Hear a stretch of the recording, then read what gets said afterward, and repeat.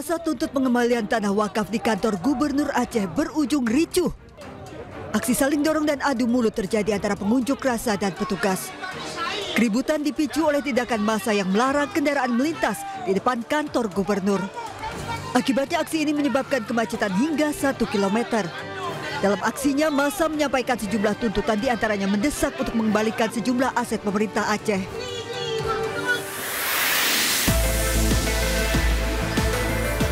Tabung gas LPG 12 kg meledak di perumahan Rawakalong, Gunung Sindur, Kabupaten Bogor, Jawa Barat.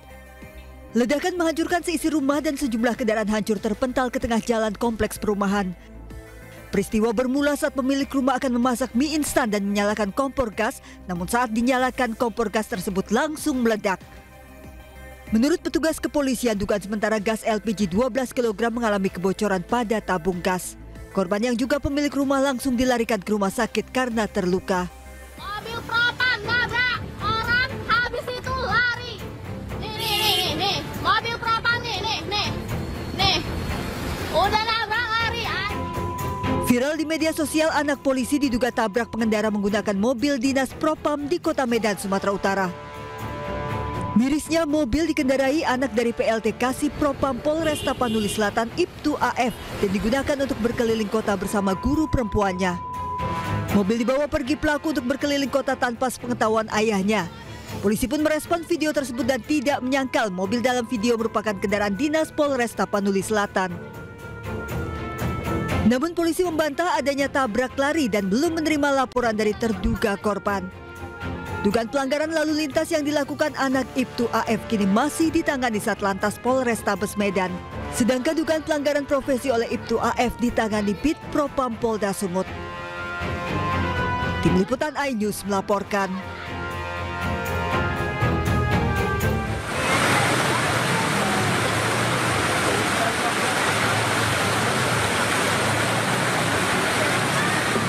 Derasnya hujan yang melanda Kabupaten Bogor, Jawa Barat menyebabkan kawasan Jonggol tergenang banjir.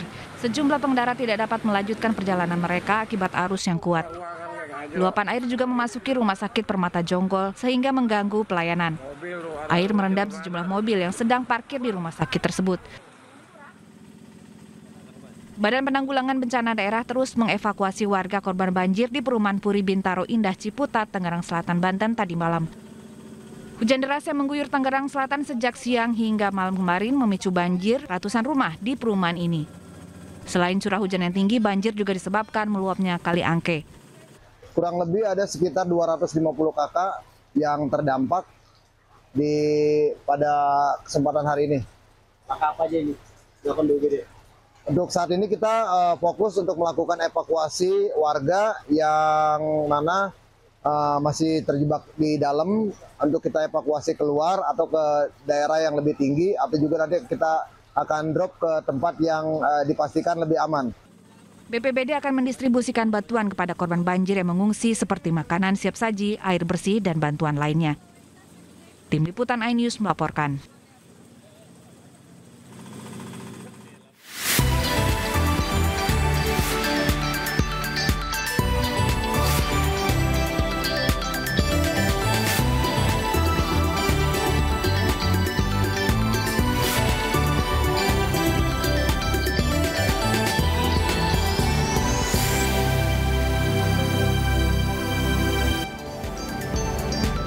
Selamat pagi, welcome back to iNews Today. Hai Sabrina. Halo, selamat pagi. Gimana kabarnya pagi hari ini ya? Pagi hari ini semangat. Walaupun ya sedang mendung. Mendung. Seperti hari-hari ini malam kemarin ini ya, hujan ya. Betul. Gimana kamu aman kemarin di sekitaran rumah atau enggak aktivitas kemarin aman? Kebetulan di rumah saya aman, tapi menuju keluar masuknya rumah saya tuh sempat ada banjir. Banjir jadi atau genangan ya? Iya, susah sekali. Jadi kebetulan kemarin saya libur, jadi nggak kemana-mana, stuck di rumah. Oh gitu, libur. Oh, pantesan jadi aman ya. Oke. Oh, kemarin karena memang perumahanku rumah mewah jadi aman gitu ya. Cuman maksudnya proses menuju ke rumahnya itu di tol BSD kemarin sempat ada genangan di tol, jadi memang ada ini ya terkendala untuk menuju ke rumah. Tapi tadi pun juga kita udah sempat tadi sejak tadi pagi ada breaking news dari beberapa titik di wilayah Jakarta ini yang terkena dampak banjir. Iya, Jabodetabek ya Togi. Jabodetabek. Salah satunya juga tadi di dekat Jurang Mangu, itu dekat rumah saya di Bintaro. Oh, gitu. Nah, itu juga untungnya rumah saya nggak kena banjir, tapi kan itu wilayah-wilayah yang memang terkena banjir juga ya tadi kita lihat beberapa beritanya ya. Oke, baik, kita sahabat Nurmisa, gimana kabarnya? Senang sekali kami kembali hadir selama 1,5 jam ke depan untuk memberikan berbagai informasi penting, menarik, dan inspiratif untuk Anda. Dalam edisi hari ini kami akan mengabarkan beragam informasi terkini dari sejumlah titik banjir di Jakarta dan daerah penyangga lainnya bersama saya Sabrina Sila. Dan saya Togi Sinaga, inilah iNews Today selengkapnya.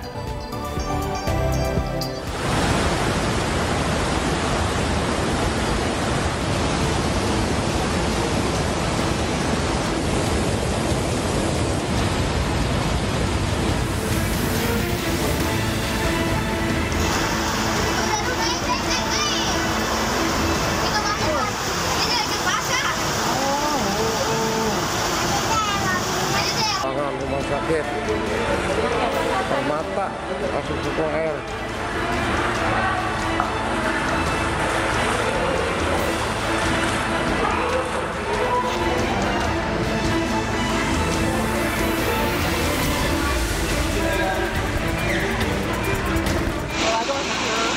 Pagar Taman Mangu jebol, waspada untuk perumahan Taman Mangu.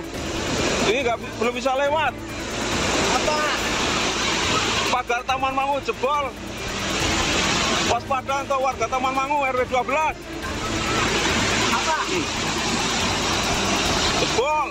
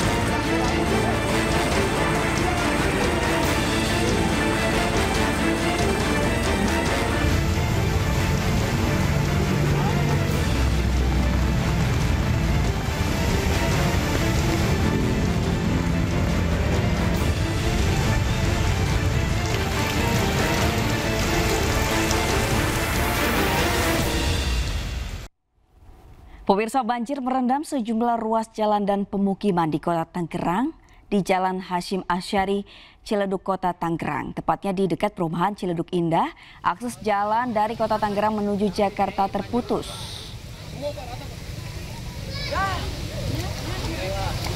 Di aliran air yang deras ini merendam Jalan Hashim Asyari. Ini ratusan kendaraan yang akan menuju Jakarta terpaksa harus mencari jalan alternatif karena ruas jalan tak bisa dilalui oleh kendaraan. Tak hanya jalan, banjir juga merendam perumahan Ciledug Indah 1, Karang Tengah, Kota Tangerang. Ini derasnya arus air membuat aktivitas warga lumpuh.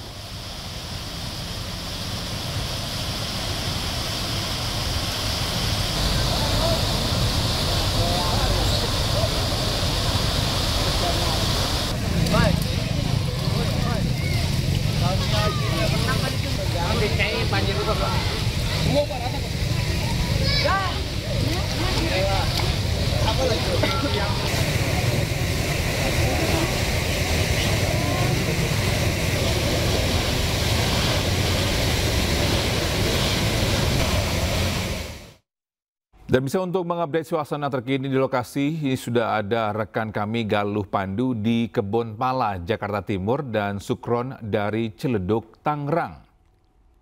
Kita ke Galuh terlebih dahulu. Galuh, bagaimana kondisi banjir di sana saat ini?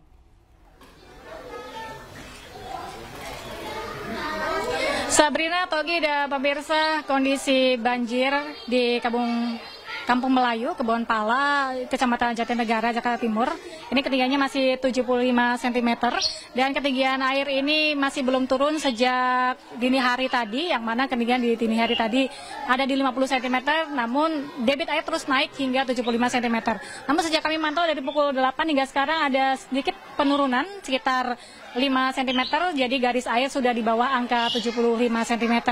Dan ada 135 kampung, maksud kami kepala keluarga yang terdampak di sini dari 5 RT dan 2 RW, yaitu RT 9, 10, 11, dan 6 di RW 5, sedangkan di RW 4 ada RT 13. Yang mana bahwa banjir di sini memang sudah sering kali terjadi apabila terjadi intensitas hujan yang tinggi dan mengalami dampak dari luapan Sungai Ciliwung, karena kawasan ini sangat dekat dengan bantaran Sungai Ciliwung, hanya sekitar 600 meter saja dari bibir Sungai Ciliwung. Warga di sini juga sudah terbiasa dengan adanya banjir yang ada di sini, sehingga mereka memutuskan untuk tidak mengungsi, meskipun pada malam hari kemarin mereka sempat mengungsi di 3 tempat, yaitu di SD Kampung Melayu 1-2, di masjid dan di kelurahan. Namun pagi ini mereka sudah memutuskan kembali untuk bertahan di lantai 2 rumahnya. Sebagian besar rumah di sini adalah berlantai 2. Dan bantuan juga sudah masuk dari pihak Kemensos berupa sandang dan pangan, berupa matras, selimut, dan pagi tadi juga sudah disalurkan makanan siap saji pada pagi hari. Kami berbincang dengan ketua RW setempat maksud kami, bahwasanya warga di sini sebagian besar sudah siap untuk direlokasi, mengingat setiap kali terjadi hujan intensitas tinggi dan dalam durasi yang lama, banjir selalu terjadi di sini.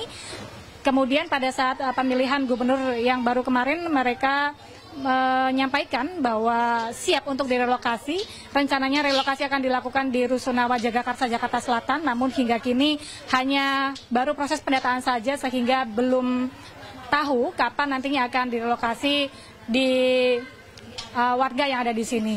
Dan sampai sejauh ini masyarakat masih bertahan di rumahnya, di lantai 2 rumahnya masing-masing dengan bantuan-bantuan makanan dari Kemensos. Sementara itu evakuasi juga dilakukan oleh pihak BPBD semalam, namun mereka sudah kembali ke rumahnya masing-masing.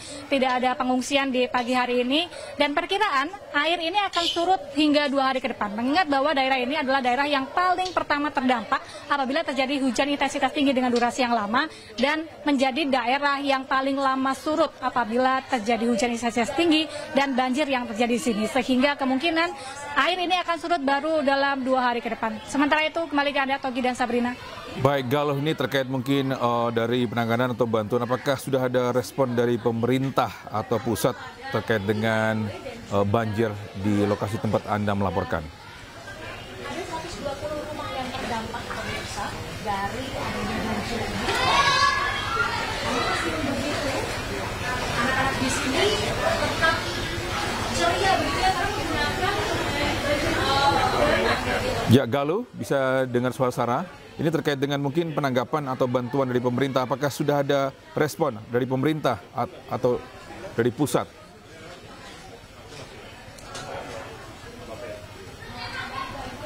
Baik, terima kasih Galuh Pandu atas informasinya. Nanti kita akan update. Kami tidak terlalu jelas mendengar suara Anda, Togi, Sabrina, dan pemirsa. Namun dapat kami sampaikan bahwa bantuan dari pemerintah sudah diberikan dari Kemensos, terutama pada semalam, yaitu berupa matras dan selimut untuk warga bisa beristirahat dengan nyaman di tempat pengungsian. Namun sampai pagi ini warga sudah kembali dari tempat pengungsian dan kembali ke rumahnya masing-masing untuk bertahan di lantai 2 rumahnya masing-masing.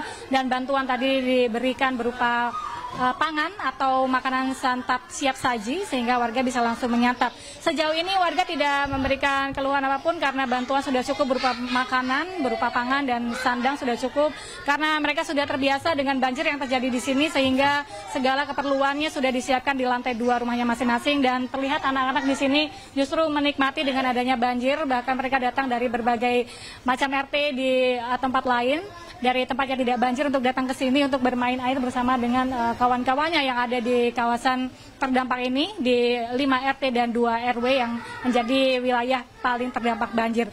Dan tadi kami juga melihat ada pihak BPBD, kemudian ada pihak dari suku dinas terkait yang turut membantu dan juga mengawasi dan memantau bagaimana banjir di sini berlangsung, dan mereka sudah bersedia atau bersiaga di area tertentu sehingga apabila terjadi kebutuhan yang diperlukan oleh warga untuk melakukan evakuasi dan lain sebagainya, apabila terjadi debit air yang meningkat dan lain sebagainya, ini sudah siap siaga untuk membantu. Namun sejauh ini kami dapat laporkan bahwa tadi saat kami datang sekitar pukul 8 pagi, ini ketinggian air di 75 cm, namun sekarang sudah mulai surut sekitar 5 cm, sehingga ketinggian air ini dapat Anda lihat di tiang tersebut, ini sudah di bawah angka 75 cm. Sehingga kondisi di sini sudah terpantau kondusif, hanya tinggal menunggu air surut saja, yang mana ini akan memakan waktu sekitar 2 hari ke depan. Togi. Baik, terima kasih Gal Pandu atas informasinya, melaporkan langsung dari Kebun Pala. Selamat bertugas kembali dan sehat selalu rekan-rekan. Ya, selanjutnya kita ke rekan Sukron yang berada di Ciledug, Tangerang. Sukron, apakah di sana masih ada banjir? Dan Togi, dapat saya laporkan bahwa saat ini kondisi di Jalan Raya Hasyim Asyari, tepatnya di depan Ciledug Indah, masih terendam banjir. Yogi, ketinggian air sekitar 30 hingga 60 cm. Dan ke kawasan perumahan Ciledug Indah itu lebih dalam lagi, hampir lebih dari 1 meter. Togi, Sabrina. Dari pemerintah pun juga sudah membantu untuk untuk dari segi banjir ini, apakah masih ada? Ya, Togi, sejak malam hari hingga hari ini, tugas BPBD Kota Tangerang sudah menyiagakan baik perahu karet maupun perahu buat evakuasi warga. Sementara itu, Dinas PUPR sendiri sudah menyiapkan pompa, Togi. Jadi mereka menunggu kali angkenya surut. Setelah kali angke surut, air yang menggenangi Jalan Hasyim Asyari itu langsung disedot, karena memang ini dampaknya luar biasa.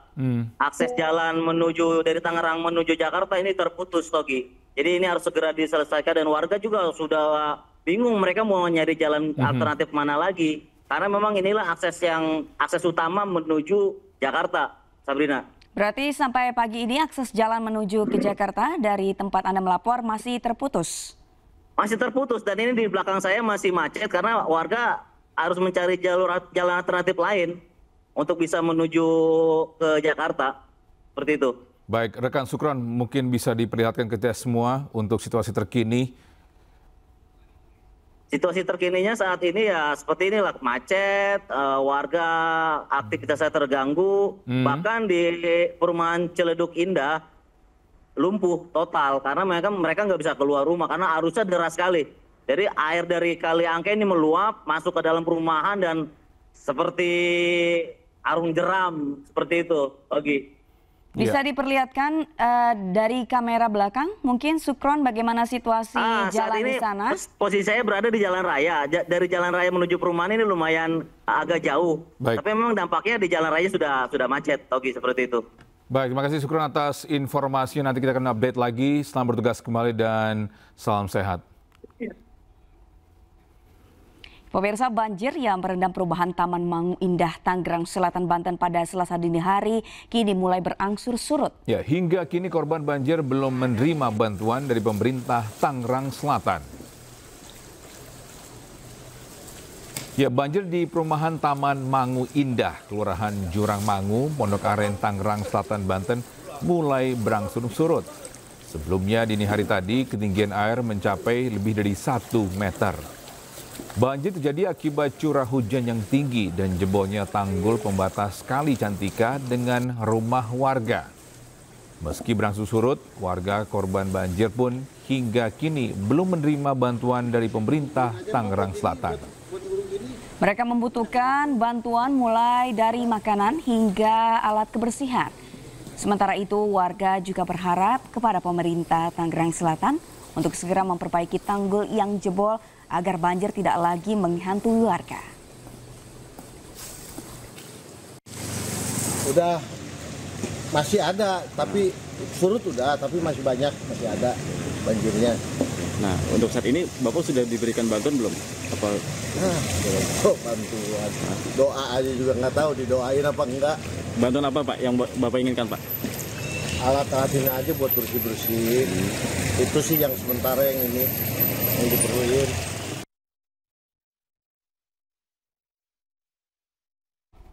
Ya, itulah situasi terkini ya, beberapa titik tadi ada yang di daerah Ciledug juga. Kebetulan dekat rumah saya juga, di dekat daerah Ciledug, bisa aksesnya ke sana. Ya. Tadi pun juga sempat daerah ini ya, ada Tangerang juga. Tadi kita berharap ini ya, masyarakat pun juga bisa bersabar agar pemerintah setempat ini bisa membantu langsung keperluan dari warga yang terdampak banjir ya. Betul, karena tadi juga miris sekali ya ketika tadi Galung menyampaikan bahwa warga ini menikmati banjir karena sudah sering kali begitu ya Togi kebanjiran sehingga terkesan menikmati padahal ya mau apa lagi gitu ya. Karena banjir terus setiap tahun bahkan setiap kali ada hujan deras banjir lagi dan semoga ini bisa cepat direlokasi tadi dan ditangani begitu ya permasalahannya. Sekali.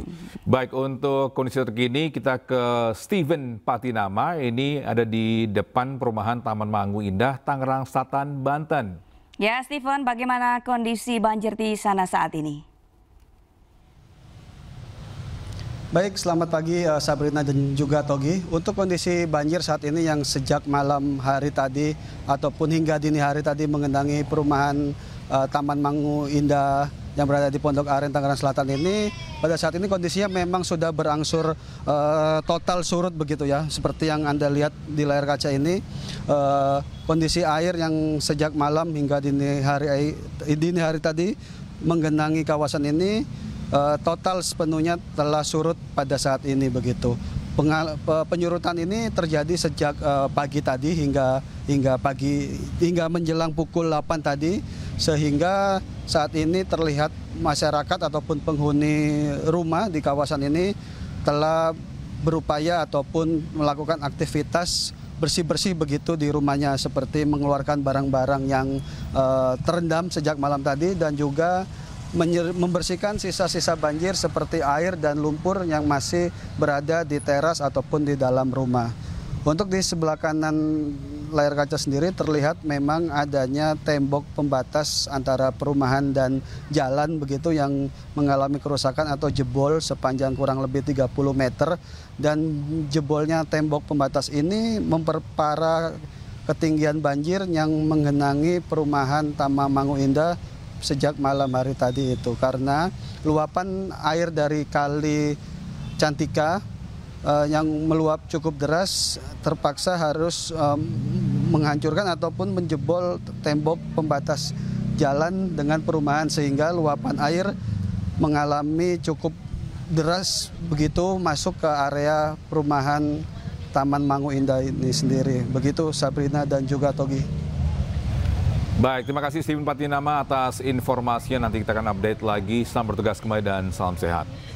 Terima kasih masih bersama kami di iNews Today. Pemirsa, Kepala BMKG Dwi Korita Karnawati mengungkap banjir di sejumlah wilayah disebabkan adanya anomali iklim atau cuaca. BMKG memprediksi intensitas hujan di atas normal akan terus terjadi hingga Oktober 2025. Dan berikut wawancara rekan kami Gede Satria dengan Kepala BMKG Dwi Korita. Background-nya ya, jadi latar belakang anomali iklim ataupun cuaca ini sebetulnya di bulan Maret yang lalu BMKG merilis prediksi bahwa musim kemarau tahun 2025 akan mengalami kemunduran. Jadi harusnya Juni ini sudah musim kemarau. Saat itu kami prediksi akan mundur pada sekitar 29% zona musim, terutama di wilayah Lampung, sebagian besar Pulau Jawa, Bali, Nusa Tenggara Barat, dan Nusa Tenggara Timur. Lalu pemantauan BMKG hingga akhir Juni 2025 yang lalu menunjukkan bahwa baru sekitar 30% zona musim yang telah memasuki musim kemarau. Berarti ini mundur. Angka ini hanya setengah dari kondisi normal, di mana secara klimatologis sekitar 4% zona musim biasanya telah mengalami musim kemarau pada akhir Juni. Nah, kemudian di bulan Mei ya kami memonitor bahwa anomali curah hujan sudah terjadi sesuai yang diprediksi. Jadi singkatnya prediksi kami bahwa musim kemarau ini mengalami curah hujan yang di atas normal. Apa yang menyebabkan hal ini, Bu? Itu background, latar belakangnya. Itu yang artinya sifatnya bulanan ya. Periodenya cukup panjang, sekitar 6 bulan. Kami memprediksi sifat hujan di atas normal ini mulai terjadi bulan Mei hingga Oktober. Pemirsa, banjir yang merendam ratusan rumah warga sejak Senin malam di Kabupaten Bekasi, Jawa Barat yang mencapai 2 meter berangsur surut. Ya, meski penurunan air belum signifikan, sebagian warga kembali ke rumah untuk membersihkan sisa-sisa lumpur banjir. Ya, banjir yang merendam ratusan rumah warga di Kampung Cibeber, Desa Simpangan, Kecamatan Cikarang Utara, Kabupaten Bekasi, berangsur surut pagi ini. Kini ketinggian air mencapai 70 cm yang sebelumnya bisa mencapai 2 meter. Sebagian warga yang mengungsi terpantau sudah kembali untuk sekedar melihat kondisi rumah mereka. Sementara sebagian warga lain masih mengungsi di rumah tetangga lantaran rumah mereka masih terendam banjir. Namun ketinggian banjir bisa bertambah jika intensitas curah hujan tinggi hingga meluapnya Kali Cilemah di dekat permukiman warga. Saat ini warga yang masih bertahan di rumah tetangga dan membutuhkan bantuan obat-obatan serta bantuan logistik.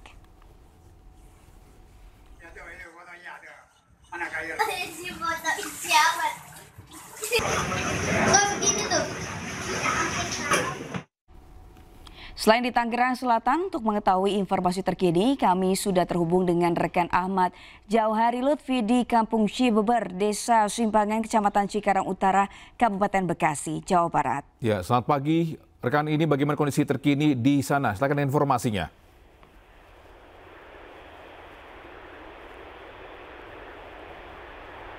Sabrina, selamat pagi menjelang siang.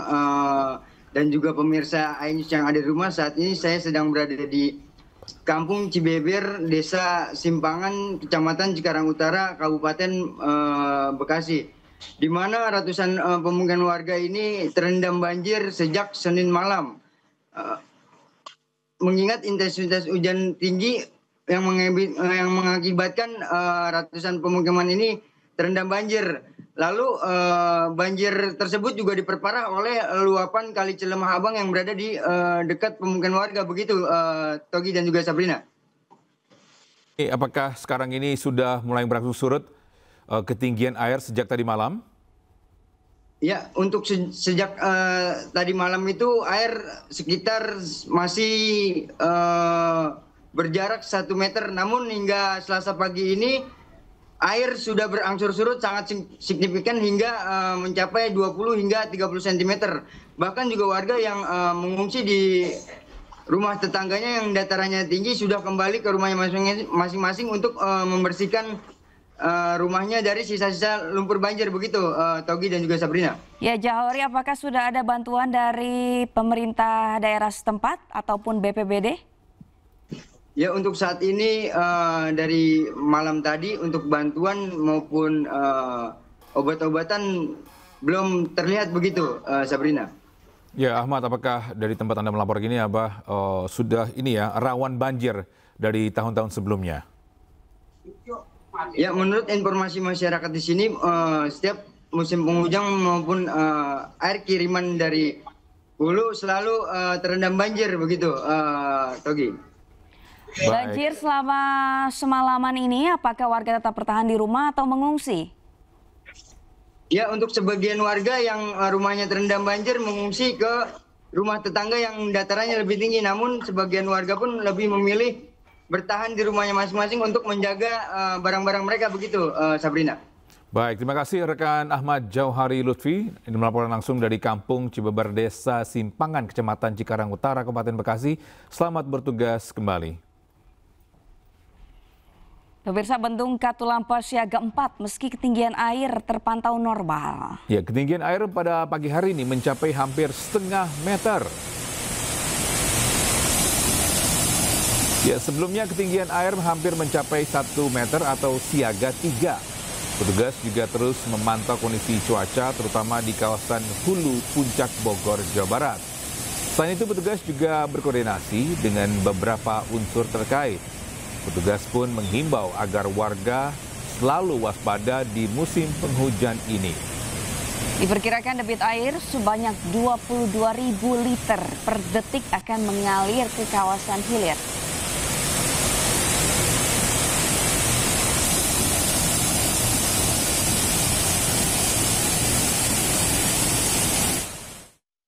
Ya, sementara bisa untuk mengetahui kondisi terkini di Bendung Katulampa di Bogor, kita sudah bergabung dengan rekan Andi Firmansyah.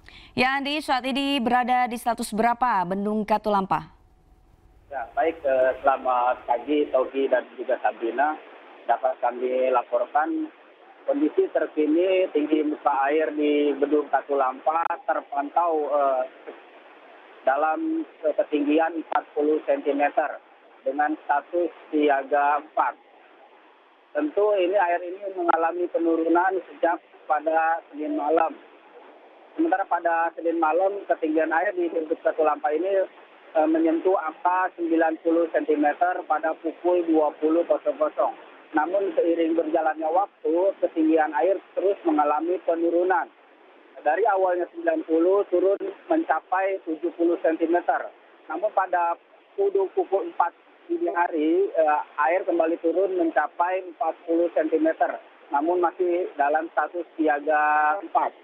Seiring pada pagi hari ini, dari tempat saya melaporkan, kondisi terkini di Bendung Katulampa sudah terus menurun 40 cm dengan status normal. Kondisi cuaca di kawasan Puncak saat ini terpantau kondisinya cerah, tidak ada perubahan cuaca. Namun tidak bisa diprediksi apakah nantinya pada sore hari akan kembali turun hujan atau tetap bertahan dalam kondisi cuaca cerah. Togi. Rekan Andi, bisakah diperlihatkan ke kita semua untuk situasi terkini di Bendung Katulampa? Ya, ini kondisi air di pilihan air di Bendung Katulampa Bogor. Siaga 4 ini sedikitnya ada 22.000 liter air per detik akan mengalir ke kawasan Depok, Manggarai hingga Jakarta. Tentu dengan adanya penurunan status siaga 4 level normal ini menjadi kabar baik buat warga Jakarta yang terutama saat ini rumahnya masih terendam banjir. Petugas Bendung Katulampa juga terus melakukan monitoring cuaca di kawasan Puncak maupun menyampaikan kondisi ketinggian air di bendungan Depok maupun Manggarai yang berkoordinasi dengan pihak-pihak terkait. Togi. Baik, terima kasih rekan Andi Firmansyah melaporkan langsung dari Bendung Katulampa Bogor, Jawa Barat. Selamat bertugas kembali dan salam sehat. Kita beralih ke informasi lain pemirsa, rombongan polisi yang mengevakuasi korban erupsi Gunung Lewotobi laki-laki terjebak dalam guyuran abu vulkanik. Ya, di lokasi tak jauh, sejumlah mahasiswa KKN Universitas Nusa Nipah Maumere juga terjebak hingga alami sesak nafas.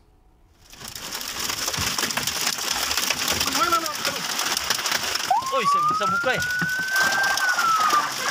Oh, tidak bisa. Ngeri. Bisa apa ngeri? Itu dapat di depan tuh. Di depan tuh. 19 personel kepolisian dari Bidokes Polda NTT dan anggota Polres Flores Timur sempat terjebak abu vulkanik dan hujan kerikil saat erupsi Gunung Lewotobi laki-laki di Flores Timur ketika sedang bertugas. Mereka terjebak saat memeriksa kesehatan para pengungsi di daerah tersebut. Saat itu kondisi di sekitar Pasar Boru sangat gelap, ditutup awan panas serta debu tebal, membuat kendaraan mereka sulit melintas. Akhirnya butuh waktu 30 menit bagi mereka untuk keluar dari kawasan itu.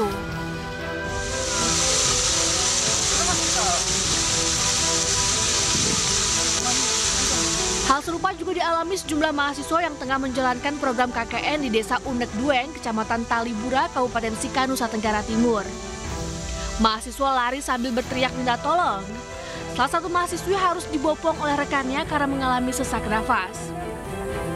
Rektor Universitas Nusa Nipah membenarkan peristiwa tersebut dan menyatakan para mahasiswa telah dievakuasi ke lokasi yang aman dan mendapat perawatan. Pada saat itu mereka sedang berada di lokasi pendataan di beberapa dusun di Desa Unek Dueng, dan pada saat mereka sedang melakukan pendataan itu terjadi letusan atau erupsi Gunung Lewotobi, sehingga mereka kemudian mengevakuasikan diri mereka secara mandiri dan salah satu teman mereka memang dalam kondisi menderita asma. Sementara itu, Gunung Lewotobi laki-laki mengalami erupsi hingga Selasa pagi dengan 2 kali letusan dan tinggi 4.000 meter. Petugas pos pengamatan Gunung Api Lewotobi laki-laki mengimbau warga tidak melakukan aktivitas apapun dalam radius 6 hingga 7 km. Warga juga diminta untuk tenang dan mengikuti arahan Pemda. Dari Flores Timur NTT, Jody Nura, iNews melaporkan.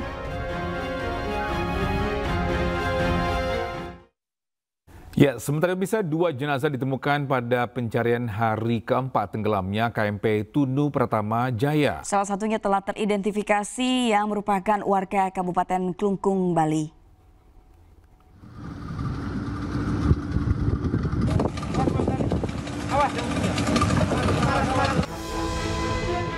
Hasil identifikasi jenazah yang ditemukan di perairan Cekik, Jembrana, Bali pada Minggu terkonfirmasi atas nama Ika Dek Oka, warga Kabupaten Klungkung, Bali. Saat ditemukan, jenazah mengenakan kaos berwarna biru dan celana pendek warna hitam. Identifikasi ini terungkap pada pemeriksaan primer sidik jari dan juga gigi. Itu ditemukan 2 jenazah, teridentifikasi 1. Yang 1 masih dalam proses identifikasi. Dari primer, jadi primer sidik jari terkonfirm. Pada gigi terkonfirm juga. Jadi data terkonfirmasi atas nama Ika Dek Oka dari Provinsi Bali. Hingga hari keempat pasca kejadian, dari total 65 manifest kapal, tercatat 30 orang ditemukan selamat dan 8 orang meninggal dunia. Saat ini tim SAR gabungan masih terus melakukan pencarian korban dengan melibatkan tim darat, laut maupun udara.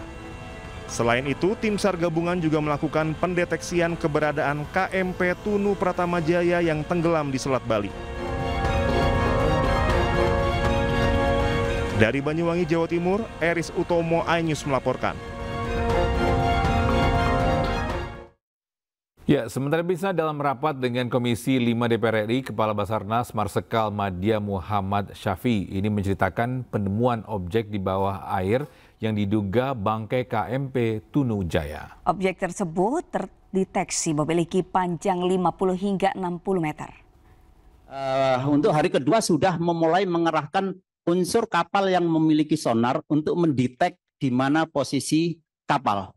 Kemudian hari kedua pada saat itu kapal dari salah satu dari kapal sudah mendetek ada 2 titik lokasi yang memungkinkan objek itu panjangnya berkisar antara 50 sampai 60.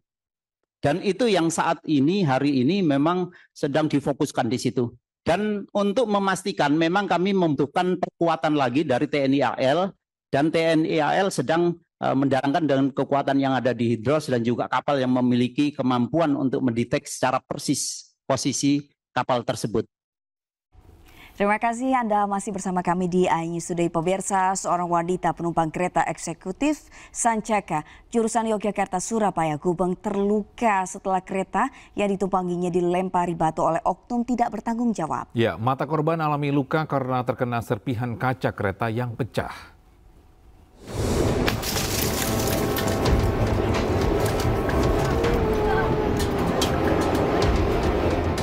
Viral di media sosial, seorang wanita menjadi korban aksi pelemparan batu ke kereta Sancaka eksekutif. Akibat kejadian ini, wajah dan leher wanita yang bernama Widya Anggraini alami luka. Bahkan mata korban terkena serpihan kaca yang pecah. Dalam insiden ini ada penumpang lain yang juga terluka terkena pecahan kaca. Lewat keterangan di media sosial, pihak PT KAI menyatakan peristiwa terjadi saat kereta melintas di antara stasiun Klaten dan stasiun Srowot di Jawa Tengah. Setibanya di stasiun Solo Balapan, kedua penumpang diperiksa dan diobati oleh tim medis dan dibawa ke Rumah Sakit Triharsi. PT KAI juga sampaikan permohonan maaf dan tidak menoleransi segala bentuk vandalisme terhadap kereta api. PT KAI akan menyelidiki pelaku vandalisme dan pelaku bisa dikenakan sejumlah pasal dengan ancaman penjara paling lama 15 hingga 20 tahun.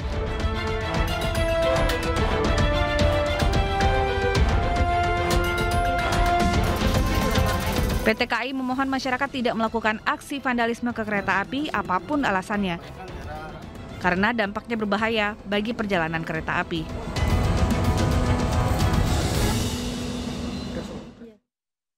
Bisa lolos dari pengawasan, seorang balita terkunci di dalam kamarnya. Sang ibu meminta bantuan petugas damkar untuk mengevakuasi balita tersebut. Iya.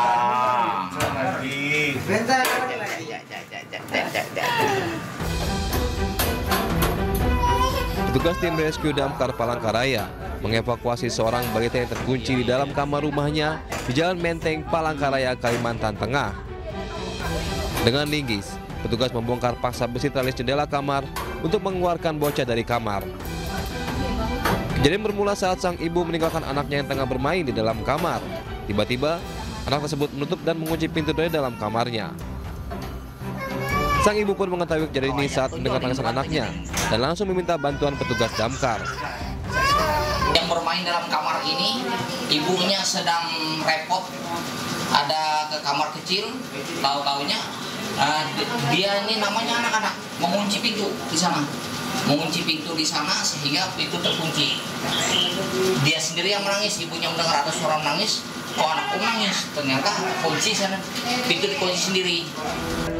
Petugas mengimbau para orang tua untuk lebih waspada dan mengawasi anak-anaknya, terutama saat bermain dalam kamar, untuk menghindari kejadian yang tak diinginkan. Dari Palangkaraya, Kalimantan Tengah, Ade Sata, iNews melaporkan. Pemirsa, warga sebuah desa di Jember dibuat resah lantaran teror tuyul yang mengambil uang ratusan ribu bahkan hingga jutaan rupiah. Ya, namun polisi meminta warga ini tidak langsung percaya dan berjanji akan langsung selidiki kasus tersebut.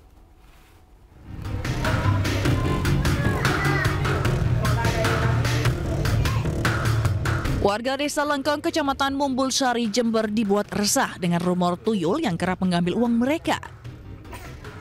Banner peringatan pun dipasang agar warga selalu waspada terhadap teror tuyul yang meresahkan. Sejumlah warga mengaku kerap kehilangan uang, bukan uang recehan, tapi hingga jutaan rupiah. Salah satu warga menyimpan uangnya di dalam wadah bekas biskuit yang diberi rambut dan bawang putih, bermaksud sebagai penangkal. Namun tetap saja kasus kehilangan uang warga terus berlanjut. Kalau uang bensin tuh taruh sini. Habis orang bayar ya 100.000. Terus mau tarik gas sama ibu, taruh di meja sini. Ada ibu saya di sini. Tidak ada orang, pintunya tertutup. Ibu ke dapur. Dari dapur mau diring ke sini sudah ada uang 100.000. Bapak kehilangan uang berapa banyak, Bang? Tidak 3.000. 300 ribu. 300. Punya Bu RT ini 1.000.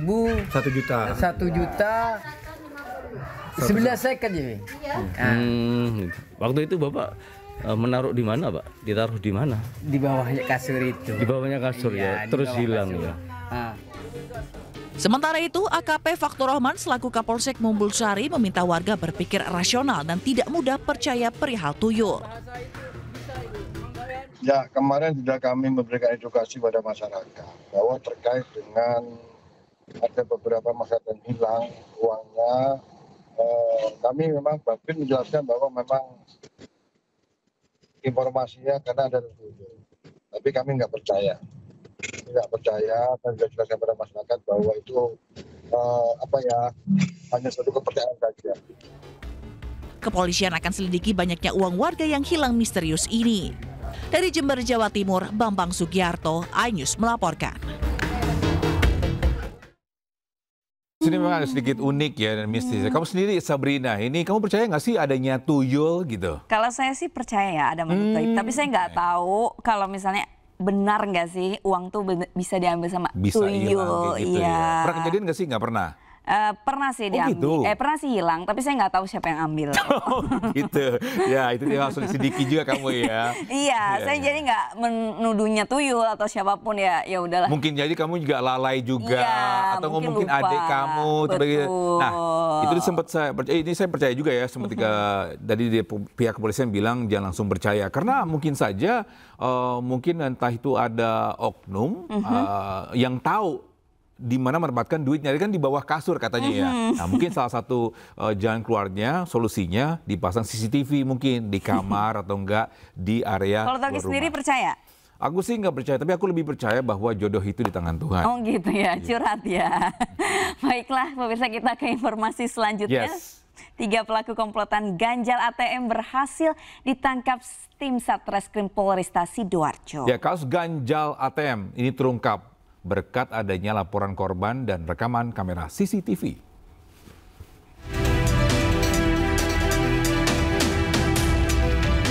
Inilah rekaman CCTV salah satu mesin ATM sebuah bank yang ada di kawasan Jabon, Sidoarjo. Dalam rekaman CCTV tampak pelaku melakukan aksi kejahatan dengan mengganjal ATM menggunakan tusuk gigi. Tidak hanya mengganjal ATM, para pelaku yang berpura-pura sebagai petugas bank datang menolong korban dan akhirnya meminta korban memasukkan nomor PIN ATM. Setelah korban melapor ke polisi dan polisi berhasil mendeteksi pelaku melalui rekaman video kamera CCTV yang ada di dalam ruang ATM. Dari tangan para pelaku, petugas mengamankan barang bukti sejumlah kartu ATM dan sejumlah uang tunai. Polisi juga terpaksa menembakkan kaki 2 dari 3 pelaku karena berusaha melawan petugas saat hendak ditangkap.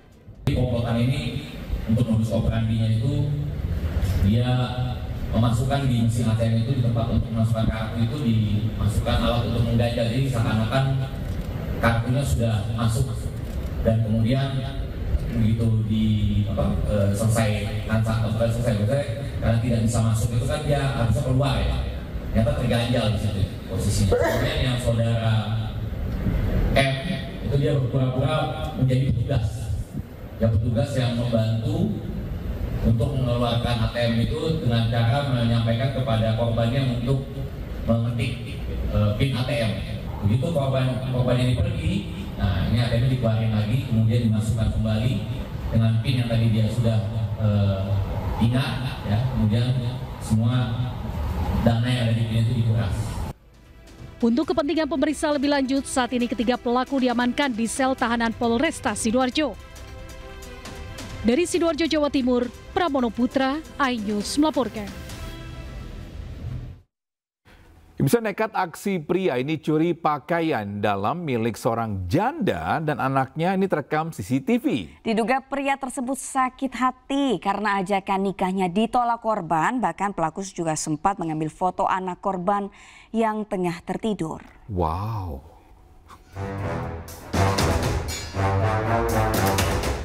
Viral rekaman video kamera pengawas warga di Dusun Mulekan RT 01 Tirtosari, Kecamatan Kretek, Bantul, Yogyakarta yang merekam seorang pria yang menyamarkan identitasnya mengambil beberapa potong pakaian dalam di jemuran pada teras rumah. Tak hanya itu, aksi nekatnya berlanjut dengan mengambil foto korban dan anak gadisnya yang tengah tertidur di dalam kamar melalui celah jendela dengan ponsel pelaku. Berdasarkan video yang viral, Polsek Kretek mendapat informasi sosok pelaku yang berhasil dikenali dari postur tubuh dan gerak-geriknya. Pelaku pria bernama Tio, warga Kecamatan Pundong, Bantul, ditangkap di rumahnya. Motif sakit hati ajakan menikahi korban ditolak jadi penyebab aksi nekat pelaku. Ini kan sudah adanya jalin hubungan antara pelaku dan ibu korban. Nah, di sini si pelaku tidak mau diputus hubungan. Jadi pelaku ini memang masih punya rasa dengan korban yang akhirnya mencuri untuk mendapatkan perhatian. Langkah mediasi disepakati kedua belah pihak untuk berdamai dengan catatan pelaku tidak lagi menghubungi dan mengganggu keluarga korban. Dari Bantul, Yogyakarta, Trisna Purwoko, iNews melaporkan. Ya, kembali bersama kami di iNews Today. Pemirsa, Menteri Koordinator Bidang Pemberdayaan Masyarakat Muhaimin Iskandar mengaku kaget saat mendengar kabar marak praktek prostitusi di ibu kota Nusantara, Kalimantan Timur.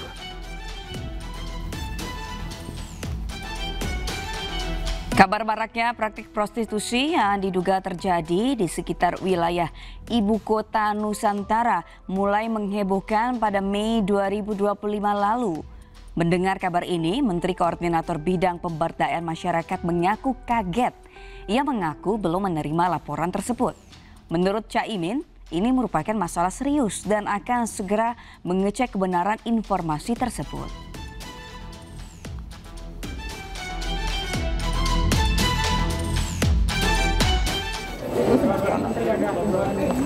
Waduh, masa ya? Iya, terus lagi ada laporan seperti itu. Waduh. Dalam online juga gawat. Kok bisa gawat gitu? Wah, ini harus dicek ini, harus dicek. Apa? Cek langsung aja gimana, Gus? Iya dong. Pemirsa, Polda Metro Jaya memanggil Roy Suryo CS untuk dimintai klarifikasi terkait kasus ijazah Jokowi. Ya, pemanggilan ini merupakan pemanggilan sebelumnya karena Roy Suryo mangkir pada 2 Juli lalu.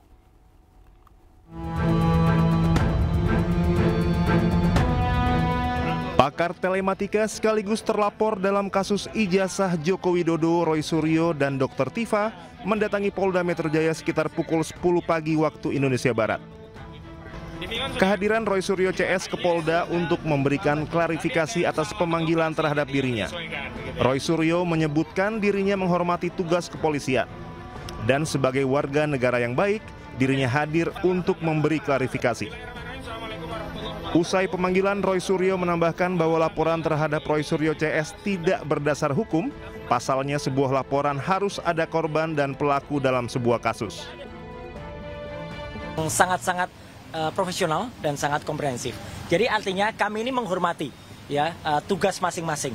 Jadi artinya kami tetap datang sesuai dengan undangan dan ini adalah undangan yang kedua. Ya gitu, karena undangan pertama kami memang sepakat untuk tidak hadir karena undangan itu tidak jelas ya. Tidak ada nama terlapornya, tidak ada lokus dan tidak ada tempusnya.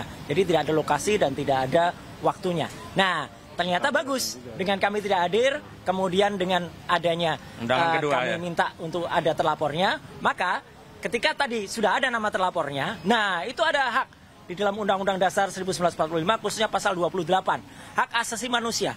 Kalau kita sudah menjadi terlapor, maka kita berhak untuk tidak memberikan keterangan, ya karena itu hak dari kita. Buat apa kita memberikan keterangan kalau ternyata keterangan itu malah nanti akan digunakan untuk menjerat kita dan teman-teman semuanya. Yang kedua benar sekali apa kata tadi Bang Kosinudin ya, bahwa mereka itu yang lapor-lapor ini, yang lapor ini aneh gitu.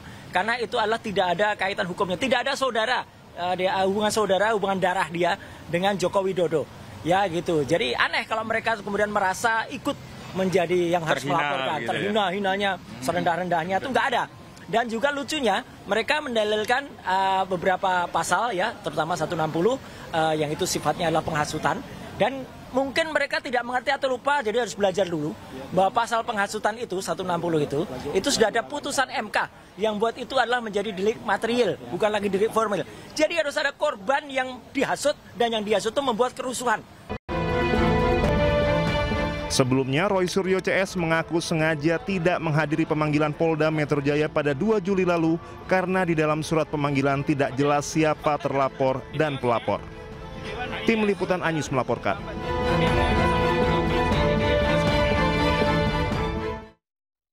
Ya, sementara itu sedulur Jokowi menuntut Roy Suryo CS meminta maaf kepada Paiman Raharjo. Tuntutan itu buntut pernyataan Roy Suryo yang menyebut ijazah Jokowi diduga buatan percetakan milik Paiman di Jalan Pramuka. Sedulur Jokowi Jakarta Timur menentang, mengutuk, mengecam tuduhan yang dilontarkan oleh Roy CS terhadap Ketua Umum kami, Bapak Profesor Dr. Haji Paiman Raharjo, yang dituduh mencetak ijazah palsu Jokowi di Pasar Pramuka Pojok. Tuduhan itu merupakan fitnah yang keji oleh karena itulah pernyataan tegas yang dilontarkan oleh sedulur Jokowi terhadap Roy Suryo CS. Sedulur Jokowi dari berbagai daerah menuntut Roy Suryo dan kawan-kawan meminta maaf pada Ketua Umum sedulur Jokowi, Paiman Raharjo. Hal itu terjadi akibat pernyataan Roy Suryo yang dianggap menuduh Paiman Raharjo terlibat dalam pemalsuan ijazah Jokowi di Pramuka.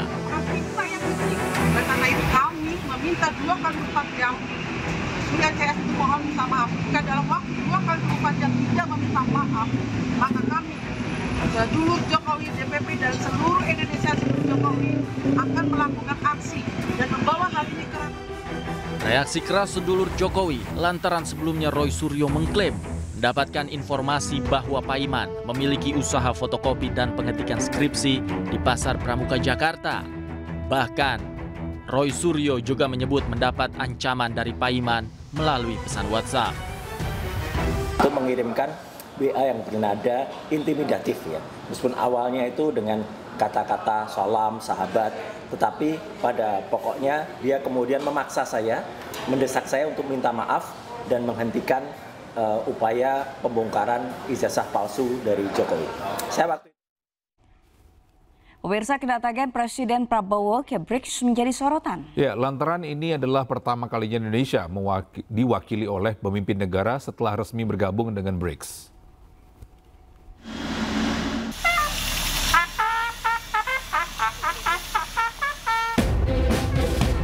Kedatangan Presiden Prabowo Subianto di Brasil disambut oleh pasukan kehormatan.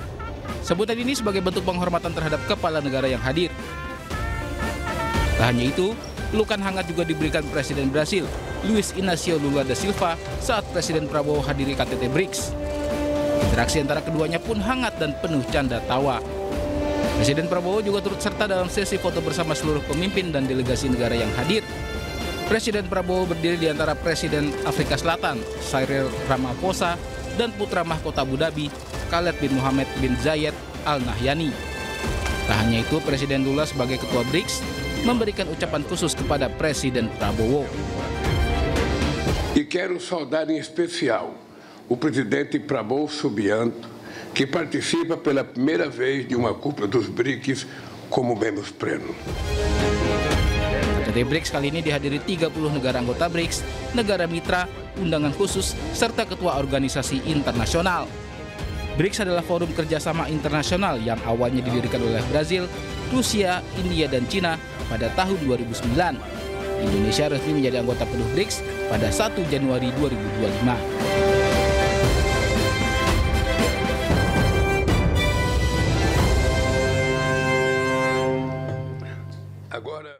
Bisa di tengah memanasnya geopolitik, para pemimpin negara-negara BRICS mengutuk serangan Israel terhadap Gaza dan Iran. Tidak hanya itu, mereka juga mendesak reformasi institusi global.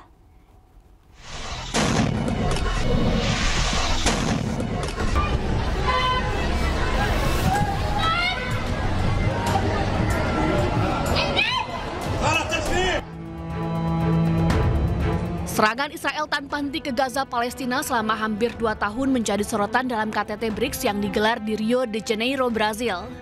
Israel mendapat kecaman atas tindakannya yang sengaja membuat warga Gaza kelaparan. Hingga saat ini serangan Israel ke Gaza telah menewaskan setidaknya 52.908 orang. Kebanyakan korban adalah wanita dan anak-anak. Di depan anggota BRICS, Presiden Brasil, Luiz Inácio Lula da Silva menuntut Israel untuk mengakui Palestina sebagai sebuah negara. Presiden Brasil juga menyoroti peran Dewan Keamanan PBB dalam sejumlah konflik internasional. Por Israel em Gaza e a matança indiscriminada de civis inocentes e o uso da fome como arma de guerra. A solução desse conflito só será possível com o fim da ocupação israelense e com o estabelecimento de um Estado palestino soberano dentro das fronteiras de 1967. É preciso transformar profundamente o Conselho de Segurança, torná-lo mais legítimo, representativo, eficaz e democrático. Incluir novos membros permanentes da Ásia, da África, da América Latina e do Caribe. Indonesia sendiri telah berkali-kali meminta PBB untuk menindak Israel. Di depan sidang Dewan HAM PBB di Jenewa, Swiss, Wakil Menteri Hak Asasi Manusia Mugianto dengan tegas menyoroti kemunafikan sejumlah negara yang diam atas pelanggaran HAM Israel di Gaza dan Iran. Indonesia is deeply alarmed by the growing suppression of advocacy for the Palestinian human rights, blatantly violating the freedom of expression, assembly, and association. When leaders act recklessly and abuse power to trample international law, as we witness in Gaza, now extending to Iran, global solidarity becomes essential to defend peace, justice, and human rights.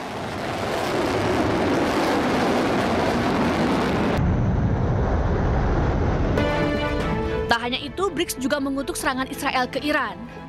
BRICS menyebut serangan ini melanggar integritas wilayah. BRICS pun menyoroti intervensi militer pimpinan Amerika Serikat di Timur Tengah, bahkan menyebutnya sebagai sebuah kegagalan. Terima kasih masih bersama kami di iNews Today. Pemirsa, setelah perang Iran dan Israel berakhir dengan gencatan senjata, pemimpin Iran Khamenei akhirnya muncul ke publik. 12 hari disembunyikan pendukungnya, Khamenei kini hadir menyapa warga Iran. Ya salawat ya nayat befar.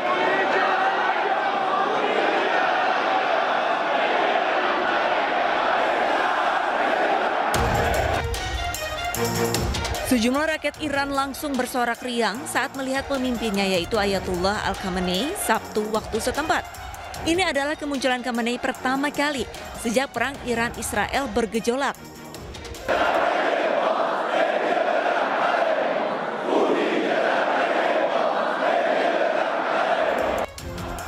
Pria berusia 86 tahun ini langsung melambaikan tangan kepada rakyat Iran yang menantinya di area pusat keagamaan Imam Khomeini Husaniyah di Teheran. Sebelumnya, pada saat perang Iran dan Israel berlangsung, Khamenei menjadi incaran dari rudal Israel. Dirinya pun selama 12 hari tidak pernah muncul di publik dan mengeluarkan pernyataan dari lokasi yang dirahasiakan.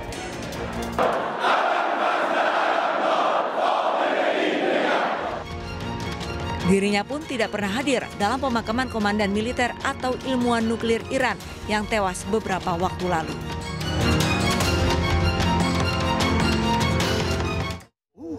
Astagfirullah. Israel meluncurkan serangan udara besar-besaran terhadap Yaman dengan klaim menargetkan situs-situs penting yang dikendalikan kelompok Houthi pada hari Senin.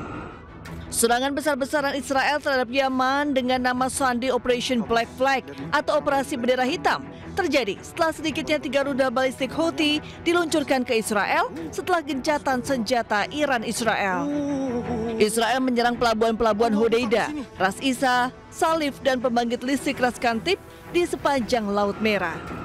IDF juga menyerang Galaxy Leader, sebuah kapal kargo yang direbut oleh Houthi pada November 2023. Menteri Pertahanan Israel Katz mengatakan serangan itu adalah bagian dari operasi Bendera Hitam. Ia berjanji bahwa lebih banyak serangan akan menyusul jika Houthi terus meluncurkan drone dan rudal balistik ke Israel. Serangan militer Zionis terhadap Yaman terjadi saat Perdana Menteri Israel Benjamin Netanyahu melakukan perjalanan ke Washington untuk bertemu dengan Presiden Amerika Serikat Donald Trump.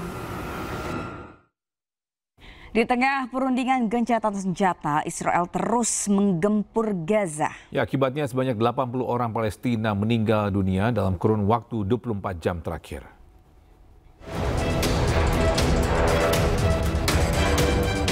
Rudal dan peluru Israel terus menyerang warga Palestina. Hal ini masih terlihat di sejumlah wilayah di jalur Gaza. Penyerangan ini terjadi di tengah berlangsungnya perundingan gencatan senjata antara Hamas dan Israel. Tercatat dalam 24 jam terakhir sebanyak 80 orang meninggal dan 304 warga luka-luka. Salah satu serangan Israel mengenai sebuah bangunan pengungsi, di mana salah satu korban meninggalnya adalah ibu hamil dan anak-anak yang tengah tertidur. Dalam serangan intensif yang dilakukan Israel, Hamas kembali rilis video. Anggota Hamas berhasil meledakkan tank Israel di salah satu lokasi di Gaza. Ya, pemirsa, informasi ini sekaligus menutup jumpa kita di iNews Today edisi hari ini. Temukan informasi terbaru lainnya di www.inews.id dan cuplikan tayangan berita iNews dapat Anda saksikan di kanal YouTube @officialinews. Setelah ini Anda bisa langsung menyaksikan iNews Siang bersama rekan kami Fazila Hairunisa dan Rosalyn Hiu. Saya Sabrina Asila. Dan saya Togi Naga pamit undur diri. Have a great day. Bye-bye.